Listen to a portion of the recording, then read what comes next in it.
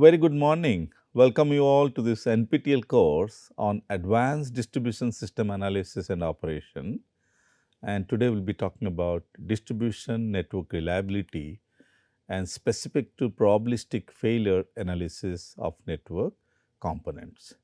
Because as you all know, either it is distribution system and or a transmission system, but because we are focusing mainly on distribution system analysis, so in any distribution system, we do have many components and these components may fail, but how do you examine or analyze the failure based on a probabilistic approach?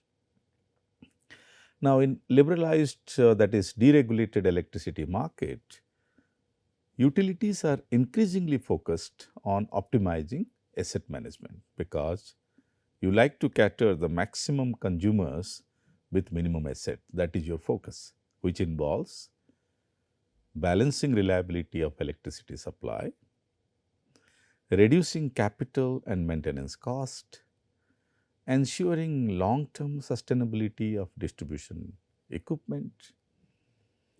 Now, the key challenges in any distribution network is because of its number, that is high number of components, either they are cables, transformers, breakers compared to any transmission system, and monitoring every individual asset is almost infeasible or impossible due to its cost, because you need to invest too much of money if you have to very closely monitor each and every component in a distribution system.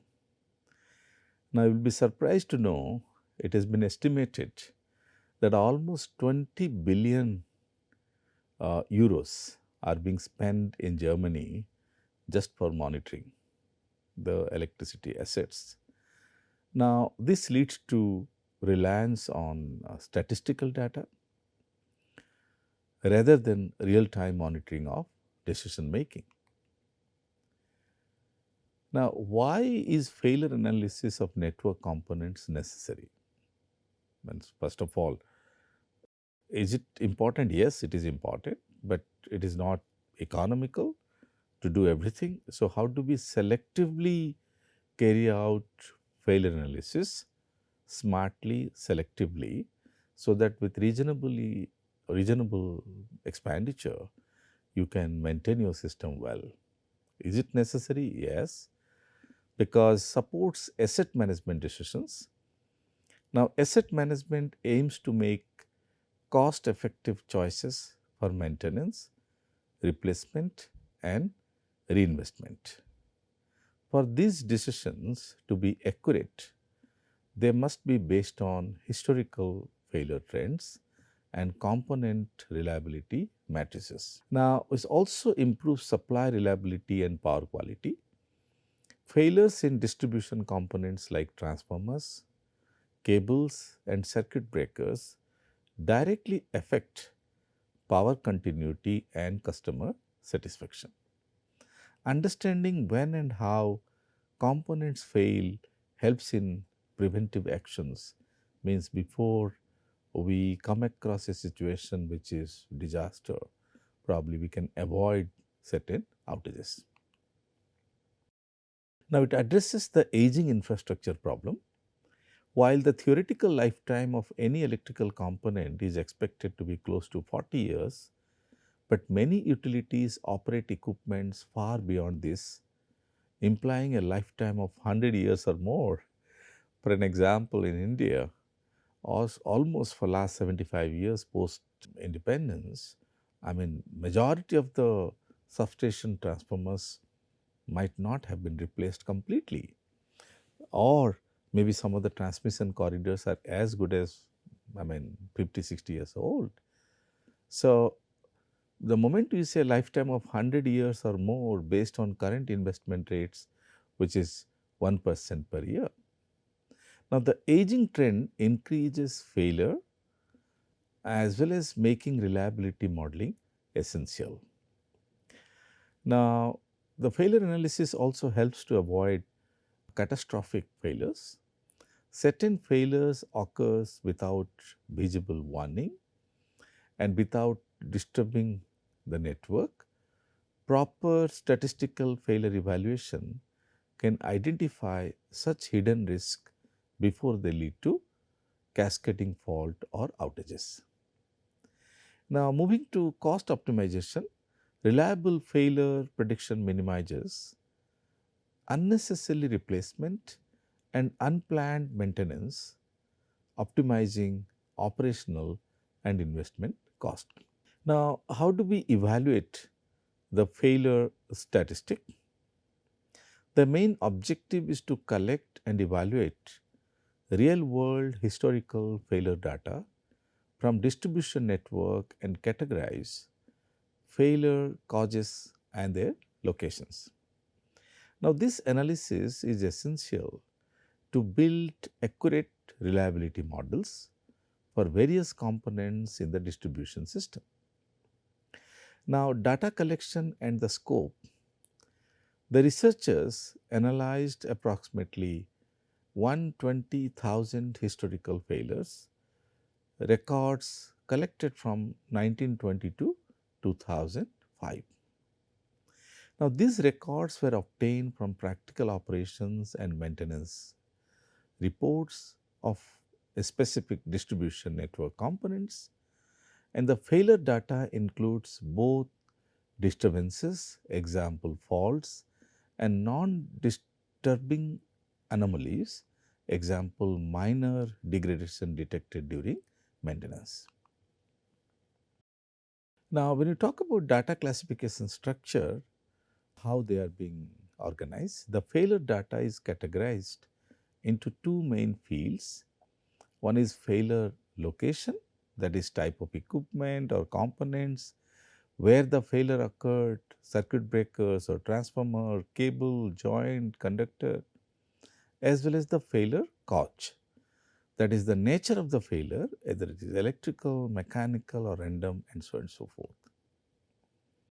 Now, the failure statistic, if you see very importantly, if you concentrate on overhead line, okay, and if it is going to be, conductor type, which is 67%, and the electrical failure is close to 3%, mechanical failure is more common, which is 64%, and random failure is 33%. Now, let us imagine if it is a cable and if it is a paper cable, which is 26%, and you can say the electrical failure is major, which is 60%, mechanical failure is almost nil, that is 1%, and random failure is going to be 39%. Similarly, secondary substation, if I talk about D transformer, where the electrical failure is actually 32%, mechanical is 48%, and random failure is 20%. Similarly, switch gear, if it is a circuit breaker, 9% electrical, 85% mechanical, and 6% random failure. So, these are the failure statistics which can be generated with a detailed case study with some past records. Now, what we learned actually, when we talk about the specific failure trend of any component such as overhead conductors, primarily mechanical failure due to environmental exposure, cables failure mostly due to electrical degradation, cable joint very high percentage of electrical failures, transformers especially D transformer fail due to leakages, and T transformer mainly due to mechanical stress. Circuit breakers are due to mechanical failure. Disconnectors are also formed due to mechanical failures. Now, identifying dominant failure causes helps the utility to understand that what would be the more or less likely probability for any devices to fail. Now, design targeted maintenance program, plan component replacements, and forecast risk based on component type and service history. For instance, cable joints and terminations requires electrical insulation improvement, circuit breaker and disconnectors benefit from mechanical inspection and servicing. Means once you understand the history of a device or component failure, probably we can focus on maintenance based on those aspects so that the future failure can be reduced drastically. Now, let us discuss comprehensive life modeling framework to evaluate the reliability of electrical components in distribution systems under the influence of electrical, mechanical, and thermal stresses. The model incorporates empirical aging mechanisms and statistical probability functions.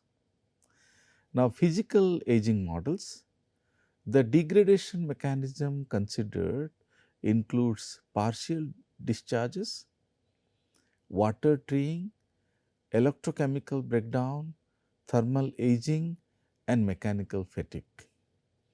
The aging follows two principal empirical models: inverse power model for electrical and mechanical stress, and then Arrhenius model for thermal stress.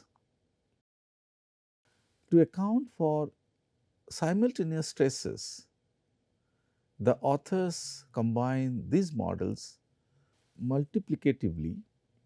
Equations 28.1 electro thermo mechanical life model, you can see from the equation number 28.1 where it clearly says the life model is given by this equation.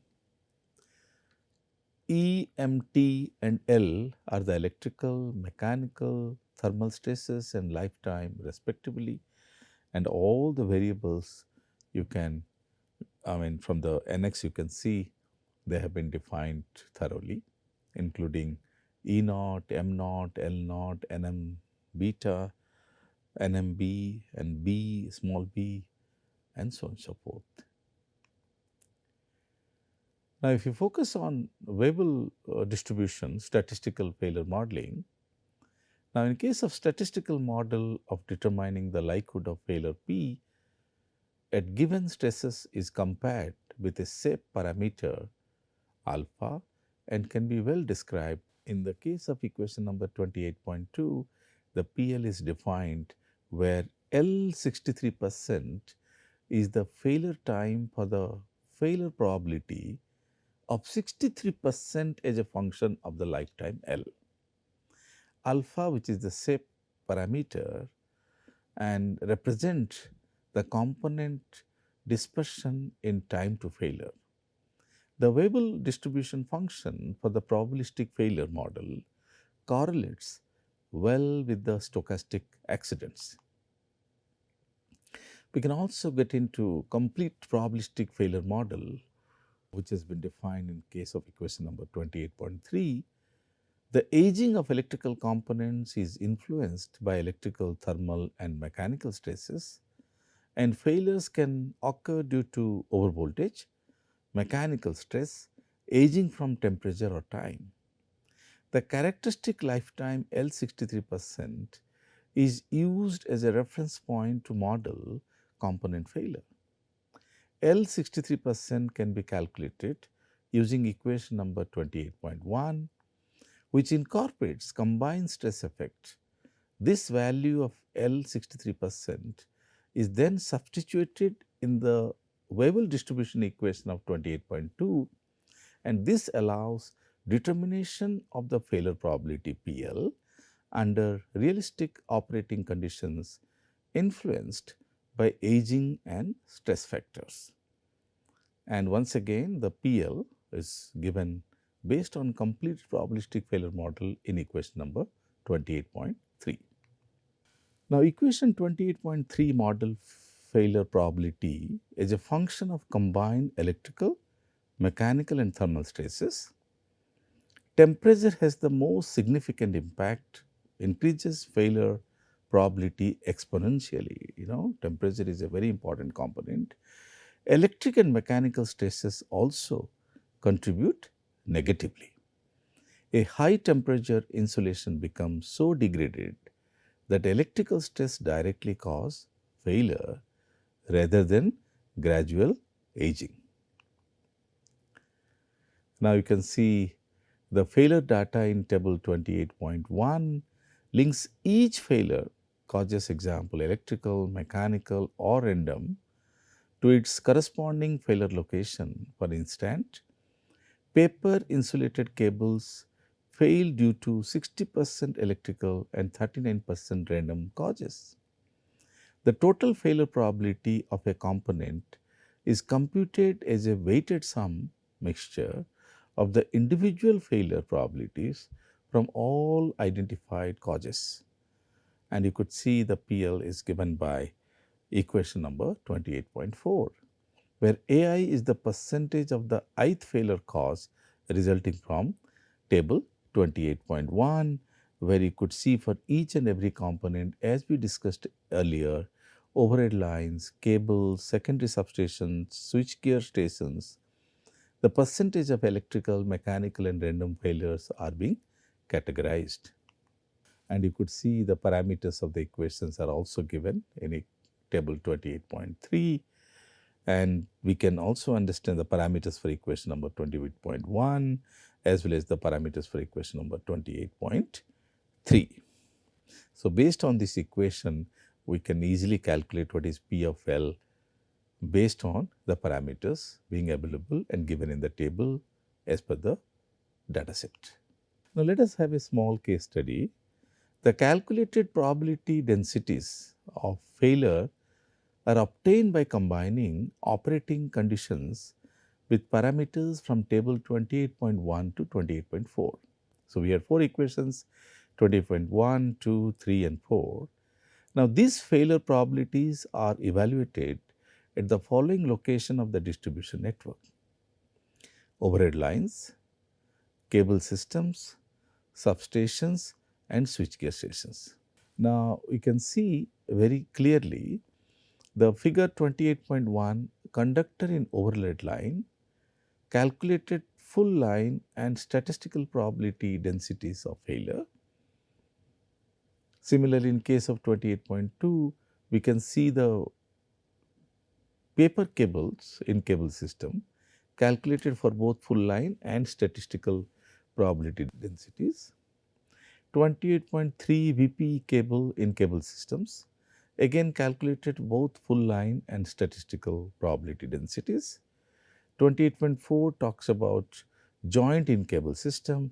28.5 talks about termination in cable system. So what we like to highlight that the conductors, paper cables, VP cables, joint in cables, terminations, their failures, are being calculated both in the form of lines, okay, as well as actually, in the form of actually statistical probability densities, okay. So both statistical and probability density of failure.